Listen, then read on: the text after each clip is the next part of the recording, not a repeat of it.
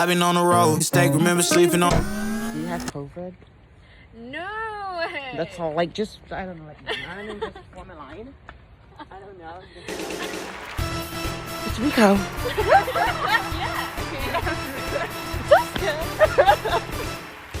It's me. Hey, it's me, Iranlet. It's Krishna. And this is Oliver. Come on. Did I say my name? No, I don't know. Okay, so I will start by explaining the first case. So the first case is after China's entry to the WTO in 2001, US became a major importer of Chinese products. In the end of 2018, President Trump ordered the imposition of tariff on Chinese products. Nearly all economists who responded to the surveys conducted by the Associated Press and Reuters say that Trump's tariff would do more harm than good to the American economy. So the first question is, use a diagram to explain why USA became the importer of Chinese products and under WTO's free trade agreement. So as you can see here on the diagram that I have drawn, the blue line here represents that the price of the country, where on the first diagram it represents the USA's price, and on the second diagram it represents the China's price. The red line here representing the world's price, and as you can see on the diagram here, the price of USA is much more higher than the world's price, but on the other hand, China's price is much lower than the world's price. Therefore, we can assume that USA will become the importer of Chinese products under the WTO's free trade agreement.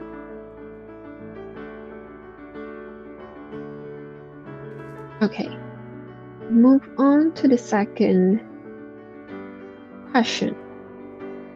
The B question. Use another diagram to show how President Trump's tariff policy would affect USA's import of Chinese products. Well, as you can see again here, the blue line represents the price with tariff policy. So it is the price after the tariff policy was being implemented on the Chinese products, while this red line here represents the world's price. Well, as shown on the diagram, the quantity of the imported products will be decreased after the tariff were being imposed on the products. Okay, moving on to the third question here. So, do you agree with those economists? Explain your arguments. So, yes, our team agree that President Trump's tariff implementation on Chinese products that were being imported into the USA would do more harm than good to the American economy. Why? Well, this is because even though the tariff will make it possible to have a tax revenue to be gained by the American, it will also generate the deadweight loss. So let me show you the graphical analysis. So yeah, as you can see on the diagram, after the tariff were being implemented on the product imported from the China, the producer surplus here will be increased by the C area, which initially only G area. And there will also be a tax revenue to gain as much as E area here.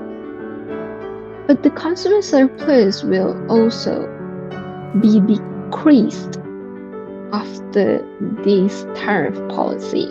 So initially, the consumer surplus is A B, C, D, E, and F area here.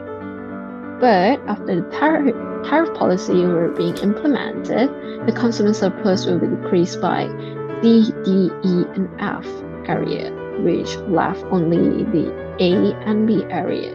So, yeah.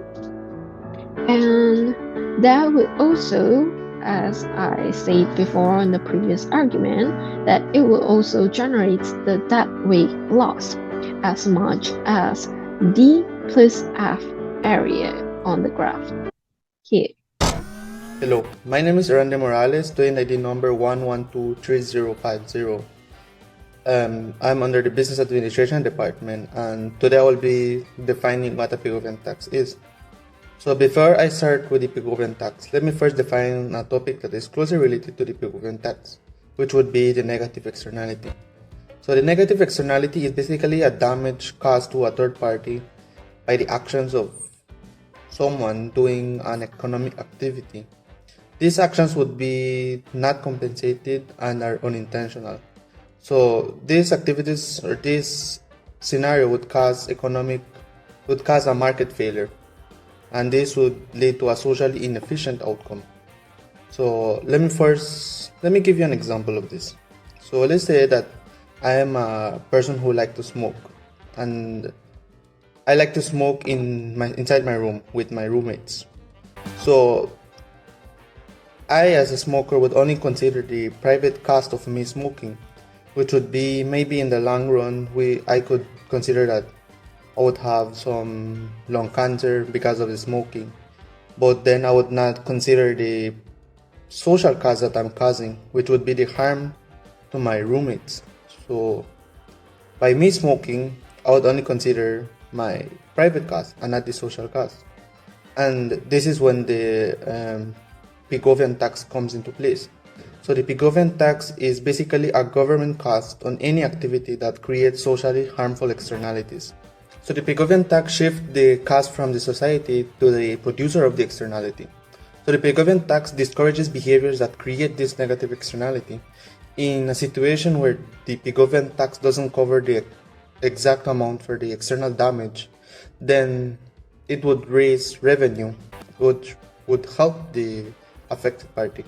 So the Pigovian tax can also create more efficiency in the economy, especially when the tax covers the cost of the external damage. Back to the case of me as a smoker, if I would be taxed for every pack of cigarette that I consume, then this tax would discourage my behavior of me consuming a lot of cigarettes during the day. This would be because it would be costing me a lot, for example, the Pigovian tax, and this would force me to consider my external environment, which would be my roommates being affected by me smoking. So in conclusion, the Pigovian tax helps the society, helps the market to reach a socially efficient outcome. Now let me illustrate how the Pigovian tax shifts the cost of the external damage from the society to the producer of the external damage. So let me introduce first this scenario, traffic congestion. So let's say that an additional person is considering to start driving to work. This person would consider only his private cost, which maybe could be fuel, the vehicle, the parts of the vehicle, or other private costs, but he would not include or not take into consideration the social cost that he would be causing to the society, which could be an additional car in a road, for example. And this would lead to traffic congestion, which could affect the society. So in the diagram, this would illustrate the traffic congestion in a diagram where we have price and quantity, and also the marginal social benefit, which would be the demand or the benefit that the person receives from driving to work. Then we have the marginal private cost, which would be the costs that the person would incur, which would be maybe the fuel or other private costs. So the point where the marginal private cost and the marginal social benefit meet, this would be the equilibrium in a free market. But this would not be an efficient equilibrium because this is not taking into consideration the social cost. So this is when the Pigovian tax comes into place. So the Pigovian tax sets a per unit cost of the damage or cost the producer of the externality is producing, forcing it to consider the cost as well. So this would be internalizing the externality, which would make them take into consideration not just their private costs, but also the social costs that they are causing, which would be in the diagram, would be the highlighted or the shaded part. So the point where the marginal social cost, which would be the private cost and the external cost, the point where the marginal social cost and the marginal social benefit meet, that would be the new equilibrium, which would be the socially efficient outcome. Using the same example of traffic congestion, let me now illustrate how the pre-government tax discourages behavior that would cause the negative externality. So by the government imposing tax on the producer of these negative externalities, they are making these producers pay higher prices, making them incentively reduce the output to a social optimum level. So this is basic demand and supply rules, where if the price increases, then the demand would move along the demand curve, reducing the quantity. And in this case, it would reduce the quantity to an optimal level where it would benefit the society and would make the social output efficient. And by this, then the marginal private cost would shift to the left, reaching to the marginal social cost, which basically is, as stated, internalizing the externality. Now let me illustrate to you how the pre-government tax can create more efficiency in the economy, especially when it's equal to the cost of the external damage. So as you can see in the diagram, we have the marginal social cost and the marginal social benefit. So what the pre-government tax does is that it aligns the private with the social costs, which is marginal social cost equals marginal social benefit. Since now the price includes the full social cost, this leads to a more efficient allocation of resources and thus promoting optimal levels of production. Also, there's a term under the pre-government tax which is double dividend. So the first part of this double dividend would be social efficiency, which I just stated is aligns the private with social costs. And the second one would be raise tax revenue. So when the government imposes tax into the society, they raise a tax, and this tax could be beneficial toward the society because they could use, for example, in the case of the traffic congestion, they could use the tax to maybe provide wider lanes and reduce the problem of traffic congestion, which could lead to a more efficient economy or society. Hello, my name is Krishna Koch, and today I will be teaching you how to solve for this question, which concerns and is related to perfectly competitive firms. So the first thing we need to do is to complete the table. The first thing we need to find is the total cost. The common formula for total cost is total variable cost plus total fixed cost. However, we are not given the total fixed cost, so we cannot take this approach. There is another way of finding it, which is using the formula for average total cost. It is a little longer, but you can still solve for it. So the first thing we're gonna do is we're gonna fill in the things that we were already given, the information that we were already given. So we are given the average total cost, which is 2.2. We are not given the total cost, and that's what we're trying to find, so we're going to label it as X. And we are given the quantity, which is 2,000. Then we need to get X to be alone, so we need to transpose it to this side and transpose 2.2 to this side. When we do that, however, we're not going to divide anymore, we're going to be multiplying. So it's going to be X equals average total cost, which is 2.2, times quantity, which is 2,000. And we're gonna get 4,400. And this is gonna be the total cost. Once we have the total cost, we can move on to find the average total cost. And the formula for average total cost is total variable cost divided by quantity. So it's gonna be 3,600 divided by 2,000. And once we solve it, we're gonna get 1.8 for the average variable cost. when we want to find the total fixed cost, the formula is total cost, which is the one we found here, the beginning, minus the total variable cost, which we are already given there. So it's gonna be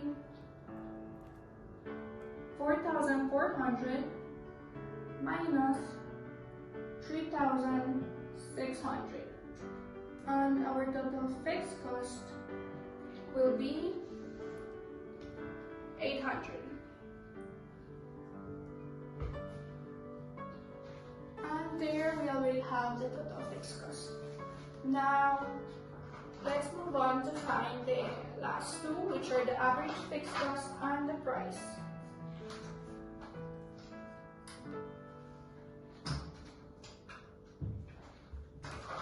So for the average fixed cost, the formula is total fixed cost, which we found before, divided by the quantity. And just to recall what the total fixed cost was, it was 800. So it's gonna be 800 divided by 2,000. So our average fixed cost will be 0.4. And lastly, we gotta find the price, which is total revenue divided by quantity. And this information we are already given in the table, so all we need to do is fill it out. So the total revenue will be 4,000 and the quantity will be 2,000.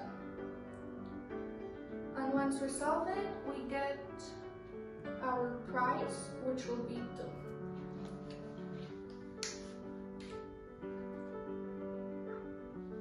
So we can see it in the table. Here, we already solved for total fixed cost, which ended up being 4,400, average total cost, which was 1.8, total fixed cost, which is 800, average fixed cost, which is 0.4, and the price, which is 2.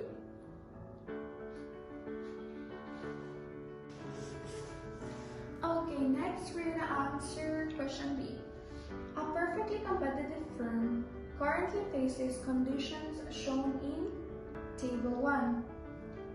At its current level of production, the average variable cost, which is 1.8, of the firm is minimized, suggesting that the marginal cost equals the average variable cost. Is the firm maximizing its profit, and explain why? In this case, the firm is not maximizing its profit. In a perfectly competitive market, the firm maximizes its profit when the marginal cost equals price. And in this case, the marginal cost is equals to the average variable cost. And the average variable cost is lower than the price, which takes me to my second point as to why you're not maximizing its profit. When price is lower than average total cost, that means that the firm is making a loss instead of a profit. However, this will not affect the firm in the short run, but it can in the long run. Okay, so let's proceed to question C. If you're the consultant hired by the firm, how would you suggest the firm manager to do in the short run? Explain why and use a graphical analysis. So here we have the average total cost, which is 2.2, the price, which is 2, and the average variable cost, which is 1.8. We can see that the price is lower than the average total cost, but still higher than the average variable cost, which means that it is still making a loss, but the firm can still operate in the short run. However, if the price was to fall below the average variable cost, then the firm will be first to shut down. My name is Pengbohe. Today I'm gonna have my video presentation. My student ID is 1122007 and 221. And maybe you think I'm gonna use my guitar for the whole presentation, but it's already 12 p.m. If I don't put my guitar back, my parents gonna be mad. So let's say bye bye to him. Bye bye. So let's look at our question. Am I responsible for question 4? Let's look at the preface first. Barrick Gold owns the Bulyanhulu mine in Tanzania and Kalgoorlie mine in Australia. So in this sentence, we need to notice a very important point. It's Barrick Gold. So it's a gold firm, which means it's a firm in a perfectly competitive market. A gold firm. And table 2 reports information on selling price and cost for the two mines. Barrick selling price of gold differs from spot price as some production is sold through the long-term contract and also owing to company use of hydrogen. And the average variable cost equals to the average cash cost, including operating costs, royalties, and taxes. While the average cost includes amortization, the cash cost and amortization. And this means the average cost in these questions equals to the average total cost. So those are the very important points we need to keep in mind first. So let's go to the first question. Suppose that the Bulyanhulu mine always produce a scale where its marginal cost equals to the selling price of gold, its marginal cost curve.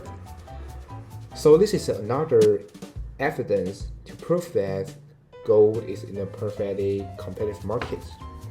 So we need to draw a diagram illustrate the shift in Bulyanhulu marginal cost curve and the selling price, the profit maximizing scale of production. So we need to do a question analysis. It was a firm in competitive market, therefore its profit maximum quantity will happens in price equals marginal revenue and marginal cost curve. And we all knew that in competitive markets, price also equals to the marginal revenue and average revenue.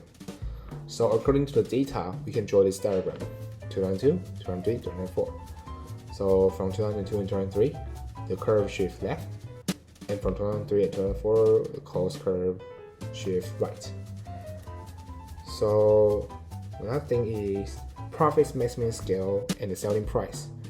So we can see the selling price 39, 366, and 391. So the profits maximizing scale will be price equals to the marginal cost, marginal revenue, and the quantity will be here, 256. So here's the scale.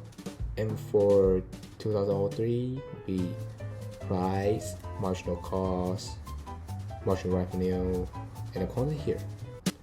So here's the scale. And for 2004, price equals to the cost, the revenue, and the quantity. So the scale will be here. So here's the answer for the question A.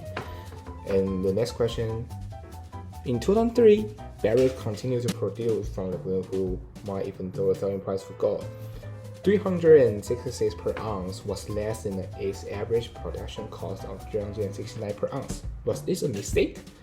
So obviously 369 is bigger than 366. So I think maybe it's gonna be a mistake. But the truth is, according to the data in the table, we can find that every variable cost is 246. So the price is still bigger than average variable cost. So in the short run, it still makes sense for a firm to keep producing. So this is answer for B. And the last question, C.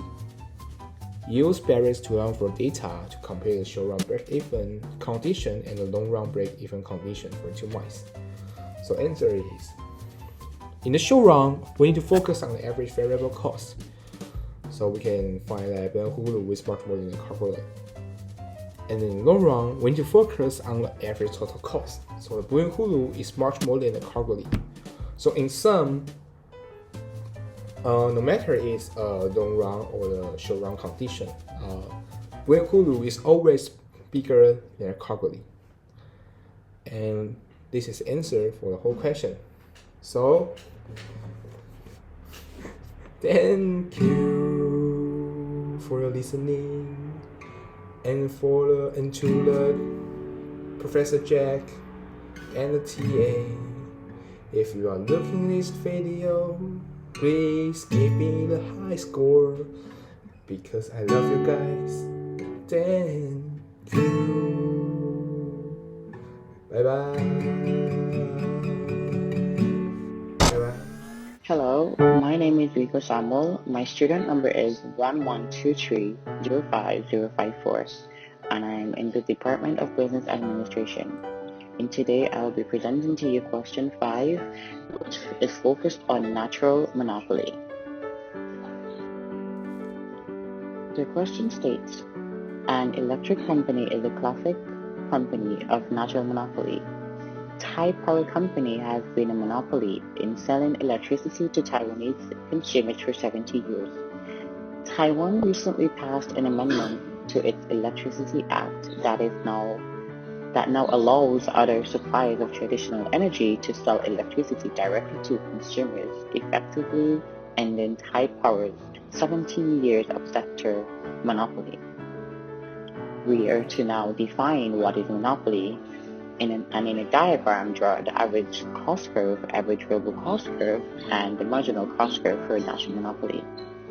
First, natural monopoly is a type of monopoly that arises when a single firm can supply a market with goods or services at a lower cost than 2 or more firms could.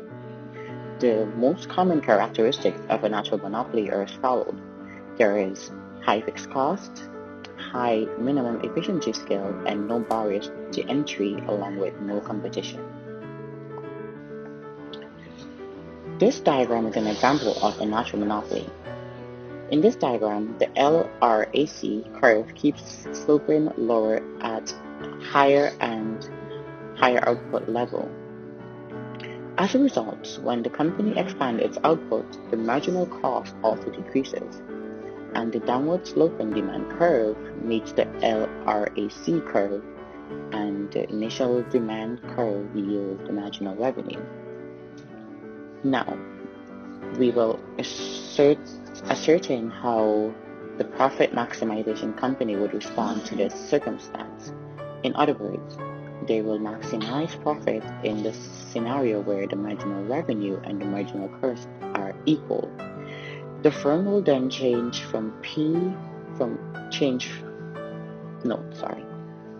The firm will now charge price 1, which is P1, for quantity Q1, and AC1 is the cost per unit of products at the output of level that maximizes the profit. But then the company will earn a supernormal profit. However, the government is likely to step in and regulate the best interest of consumers in the event of natural monopoly. Consequently, P2 would benefit society the most, leading to Q2 consumption. Then the cost per unit will be AC2. This would lead to an economic loss or subnormal profit. According to conventional wisdom, the company should withdraw from the market now rather than raising price. However, the government can provide the company with P2 and AC2 subsidy in order to help the compensation of the loss shown in the graph.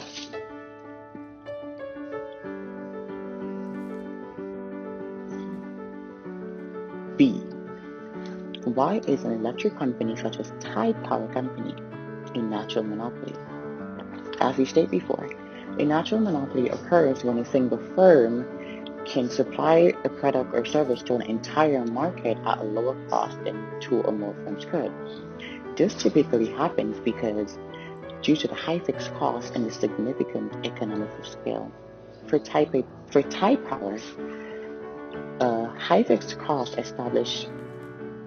cost, the establishment of an electric utility requires substantial investments in infrastructure, including power lines, transmission lines, distribution of network, and these are like the significant fixed costs. In relation to economics of scale, the average cost of producing electricity decreases as the quantity produced increases. This is due to the spread of the high fixed cost over the output and the efficiency gained in production processes. Lastly, the network externality. An electricity grid functions most effectively as a unified system. Multiplied competition networks might lead to an inefficiency and a higher cost.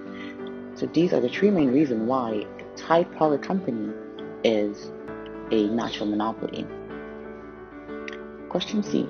Using a diagram, include variable cost, market demand curve faced by Tide Power, and Tide Power's marginal revenue curve to show how Tide Power chooses its optional quantity of output and price.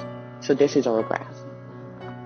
At average cost and average variable cost, these represent the average cost of production at a different quantity level. The marginal cost shows the cost of production at one additional unit.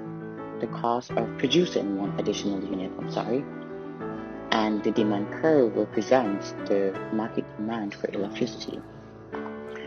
The marginal revenue curve shows the revenue gained from selling an additional unit. Tide Power chooses the output where the marginal revenue equals marginal cost because the profit maximizing condition. And this sets the price based on the demand curve at the output level. Question D. When other suppliers of traditional energies are allowed to sell electricity directly to Taiwanese consumers, the electricity market in Taiwan becomes perfectly competitive. Use another diagram to show the market equilibrium point for the case of perfect competition. So this states that the market consists of many buyers and sellers, none of which can influence the market price. However, electricity is a standardized product with no differentiation. New firms can enter the market freely and an existing firm can leave without significant loss. The equilibrium occurs where the industry supply curve intersect with the marginal demand curve. Prices are determined by the intersect of the market supply and the market demand curve. As you see in the graph, the demand curve and the supply curves intersect at P1 and QE, which will be the market equilibrium point. Question E. Discuss how electricity quantity in Taiwan will be changed by the electricity market in Taiwan will now move from monopoly to perfect competition. A graphical and descriptive analysis are required. So basically, under monopoly, Tide Power sets a high price and lower quantity than in a competitive market. Transitioning to a perfect competition, the supply curves become the summation of marginal cost curve of all firms. The equilibrium price falls and the equilibrium quantity increases. Price is likely to decrease under perfect competition due to the increase in supply and the elimination of monopoly price powering, whereas quantity is likely to increase as the firm enters the market and produce at a level where price equals marginal cost. This is our diagram, which represents the electricity market under a perfectly competition. It features the market demand curve and the market supply curve. The equilibrium point, where supply equals demand, indicates that the market price and quantity is perfectly competitive. Price decreases due to the increase in competition, and the market price aligns more closely with the marginal cost of production, whereas quantity increases as the equilibrium point moves to a higher quantity where the market demand equals market supply.